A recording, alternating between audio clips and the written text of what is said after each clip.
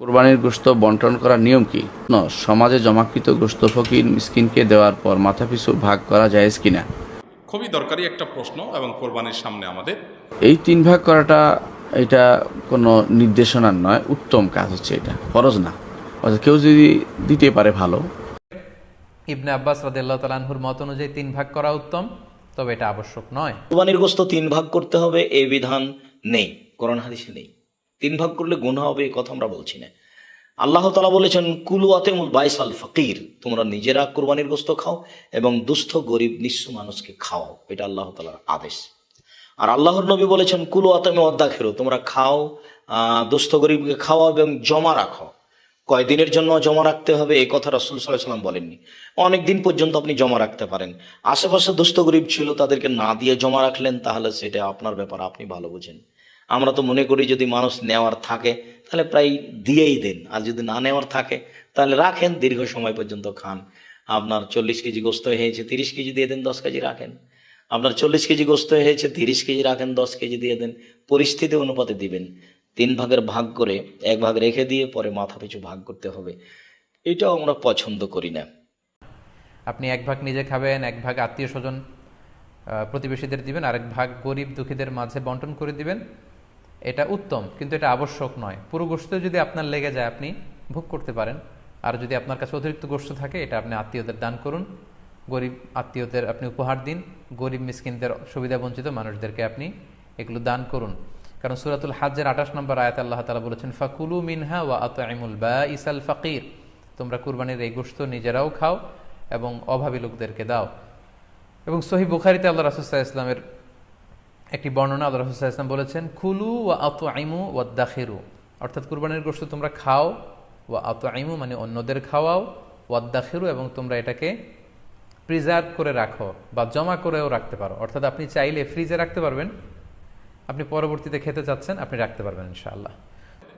কোরবানির গোশত এটাকে আল্লাহ রাব্বুল আলামিন 3 ভাগে ভাগ করার জন্য আমাদেরকে উপদেশ দিয়েছেন।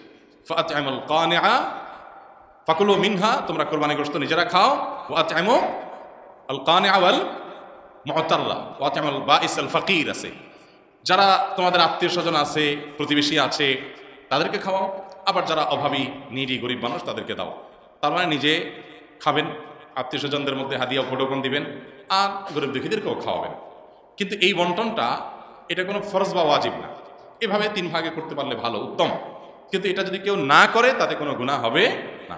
তো 3 ভাগ করাটা ফরজ ওয়াজিব মনে করা ঠিক নয়, আর সমাজে এইভাবে নিয়ে যাওয়াটা ঠিক হবে না আমি মনে করি। এই কারণে একজন মানুষ এমনও হতে পারে তার আসলে চাহিদা আছে, ঘরের ভিতরে এত একটা ছাগল জবাই করছে, তার ফ্যামিলির সংখ্যা বেশি, সেখানে আবার 3 ভাগ করে ফেললে পুরোটাই, তাহলে কিন্তু এটা অনেক সময় তার জন্য, ফ্যামিলির জন্য কষ্টকর হয়ে যায়। আবার অনেকের কাছে লোক নাই, সে পুরোটা দিতে পারে, তাহলে আপনি 3 ভাগ করার বাধ্যতামূলক মনে করাটার কোনো নিয়ম নাই, এইটাই হচ্ছে সমস্যা। আর সমাজে যেটা হচ্ছে এই 3 ভাগ করা বাধ্যতামূলক করা হচ্ছে, অনেকেই ফোন করে বলে সে 3 ভাগ কেন করতে হবে, 3 ভাগকে বাধ্যতামূলক কিনা, অনেকের আবার মনে কষ্ট নিয়ে দেওয়া হয়, মন থেকে খুশি হয়ে দেওয়া হচ্ছে না।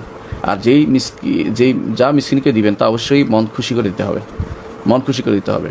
আনজহ রেগে না, এটা 2 অর্থ আছে, অর্থাৎ আপনার অন্তরটা অতিরিক্ত, যে আমি আমার অন্তর অমুখাপেক্ষী এর থেকে দিচ্ছি, একটা মুখাপেক্ষী থেকে দিচ্ছেন, মনে টান রয়ে গেছে যে আমার চলতো কিন্তু নিয়ে যাচ্ছে, বা এরকম সামাজিক কারণে নিয়ে যাচ্ছে। অনেক সময় এটা কিন্তু মানসিক উৎপীড়নের কারণে হয়, এবং এটার কারণে অনেক সময় আপনার এই দানটাও কিন্তু কবুল হচ্ছে না।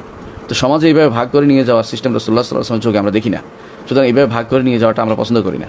প্রত্যেকে তার মতো করে দিয়ে পৌঁছাই দিবে, গরিবের ঘরে 1 ভাগ, আশেপাশে যারা আছে তাদের ঘরে ঘরে নিয়ে পৌঁছাই দিবে, এটা উত্তম। সমাজে দিলে এটা মানুষের সাথে ইন্টারাকশন হয় না, এটা এই সামাজিক ইন্টারাকশন হয়, এর মাধ্যমে পারস্পরিক সৌহার্দ্য, বন্ধুত্বপূর্ণ সম্পর্ক তৈরি হয় না। তাহলে আমার মনে হচ্ছে এই যে সিস্টেমটা আপনাদের এলাকায় চালু আছে এটা সঠিক সিস্টেম নয়। এর বিপরীতে আপনারা প্রত্যেকে তার মতো করে ইন্ডিভিজুয়ালি দান করবেন। আর যার মনে হয় যে আমি জমা দিব, তারা দিবে, আমার পক্ষ থেকে মানুষই দিয়ে আসবে, বাধ্যতামূলক করে নেওয়া যাবে না, নীতিটা এটা কিন্তু ঠিক হবে না। কারণ এর মাধ্যমে একটা নতুন জিনিস চালু করা হবে। আর এখানে আরেকটা জিনিস আপনি যে বলেছেন এটা আরও মারাত্মক, সেটা হচ্ছে 3 ভাগে 2 ভাগ কোরবানি দাতা বাসায় নিচ্ছে, এখান থেকে আত্মীয় স্বজনের মধ্যে বন্টন করে বাকিটা রেখে দেয়। হ্যাঁ, এটা সমস্যা নেই, 3 ভাগে 2 ভাগ নিয়ে কোরবানি দাতা বাসায় যায়, এতে কোনো সমস্যা নেই। আপনি যে প্রশ্ন করেছেন সমাজে, অর্থাৎ 3 ভাগে 2 ভাগ কোরবানিতে নিয়ে যায়, সেখানে আত্মীয় স্বজন নাও দেয় তাও তো কোনো সমস্যা নেই, পুরোটা তিনি খেতে পারবেন, আত্মীয় স্বজনটা পুরোটা দিলেও কোনো সমস্যা নেই। আর যে একটু কমও দেয়, কিছু দিল না, তাতেও কোনো সমস্যা নেই। আপনি যে প্রশ্ন করেছেন সমাজে জমাকৃত গোশত ফকির মিসকিনকে দেওয়ার পর মাথা পিছু ভাগ করা জায়েজ কিনা, এটা তো জায়েজ নেই। অর্থাৎ ফকির মিসকিন দেওয়ার পর যেটা বাকি থাকবে, কেন বাকি থাকবে? আপনি ফকির মিসকিন দেওয়ার জন্য নিয়েছেন, এটা আর একটু এদিক সেদিক করা যাবে না। সেখানে যারা জমা করে সমাজে, এরা আবার ভাতা কিছু ভাগ করে, এটা তো জায়েজ হবে না। কারণ এটা কি হিসেবে নিচ্ছে? ফকির মিসকিনের সম্পদ আবার ধনীর জায়গায় চলে গেছে। এটা কোনো জাকাতের জিনিস নয় যে আমেলিনা আলহে যারা কাজ করবে তারা নিবে, বা ইয়া করতে রাষ্ট্র কর্তৃক নিয়োগিত লোক নয় সে।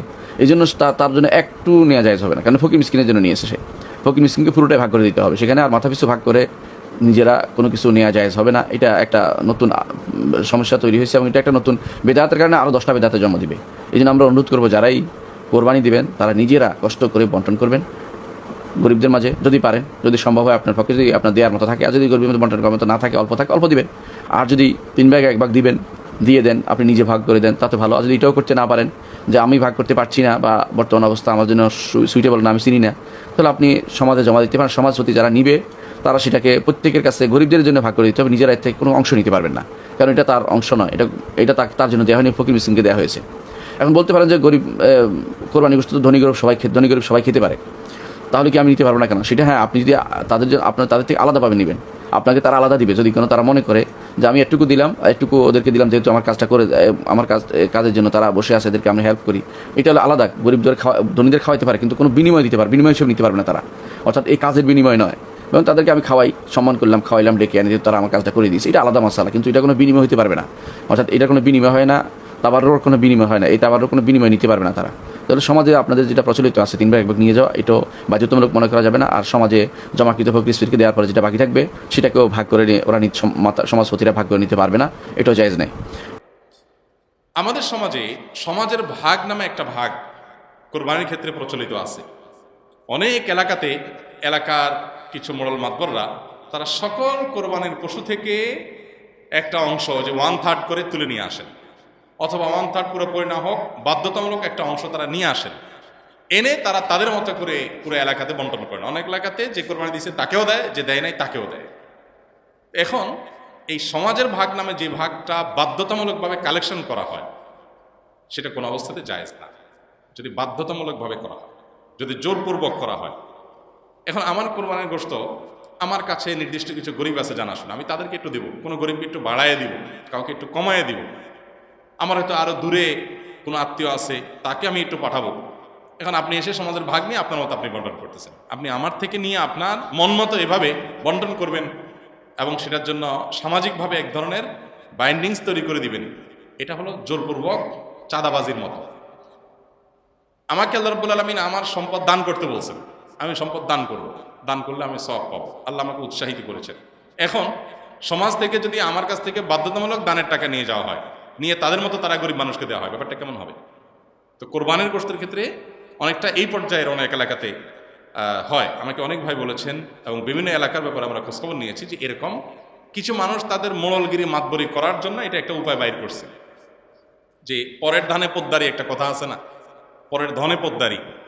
তো অন্যদের কাছ থেকে গোশত কালেকশন করে এনে উনি এবার এই প্যাকেট দিচ্ছে, ওখানে প্যাকেট দিচ্ছে, ইমাম সাহেবকে দিচ্ছে, মজলিস সাহেবকে দিচ্ছে, উনি এখন মোড়ল হয়ে গেছে। এই পরের ধনে পোদ্দারিগিরি করতে গিয়ে দেখা যায় যে আমি আমার কোরবানি গোশত খুশি মনে আপনাকে দিব না, কিন্তু আপনি জোর করে নিয়ে যাচ্ছেন। সিস্টেম দিতে হবে, উপায় নেই। জোর করা বলতে কি টানাটানি করা লাগে না, সিস্টেমটাই এমন করা হয়েছে যেটা না দিয়ে কোনো উপায় নেই। এরকম করা জায়েজ নেই। লা ইয়াহিল্লু মাল ইমরিইন মুসলিমিন ইল্লা বিতিবি নাফসি, হাদিসে আসছে কোনো মুসলমানের সম্পদ তার মনের সন্তোষ ছাড়া জায়েজ নেই। এক্ষেত্রে সমাজের ভাগ দিতে গিয়ে যদি কারোর মনের ভিতরে উসফুস থাকে, কেউ হয়তো নিজে একটু বেশি করে রেখে খাবে, তো সে রাইট তো আছে, শরীর তো তাকে বাধ্য করে না, কিন্তু আপনি তো তার কাছ থেকে জোর করে উঠে নিয়ে আসছেন। তো এরকমটি করা জায়েজ হবে না। হ্যাঁ, যদি একটা গরুরতে কয়েকজন অংশগ্রহণ করলেন, অথবা একটা ছোট্ট সমাজের কয়েকজন সম্পূর্ণ উইলিংলি তারা নিজেরা খুশি হয়ে দিয়ে কোনো একজনকে দায়িত্ব দেন যে তুমি সবাইকে সমান করে বন্টন করে দাও, বা গরিবরা সব ঘরে ঘরে যায়, তার চাইতে একটা জায়গায় রেখে তুমি দিয়ে দাও, সবাই উইলিংলি করেছেন, সেটা অবশ্যই জায়েজ হতে হবে। কিন্তু যেটা বললাম, গ্রামে যেটা হয় বা বিভিন্ন এলাকায় যেটা হয়, যে সমাজের নেতারা একসাথে বাইর হয় কয়েকজন মিলে গোশত কালেকশন করার জন্য, দিবানা মানে না দিলে তো সমাজে টিকতে পারবে না, তখন নিরুপায় হয়ে মানুষ দেয়।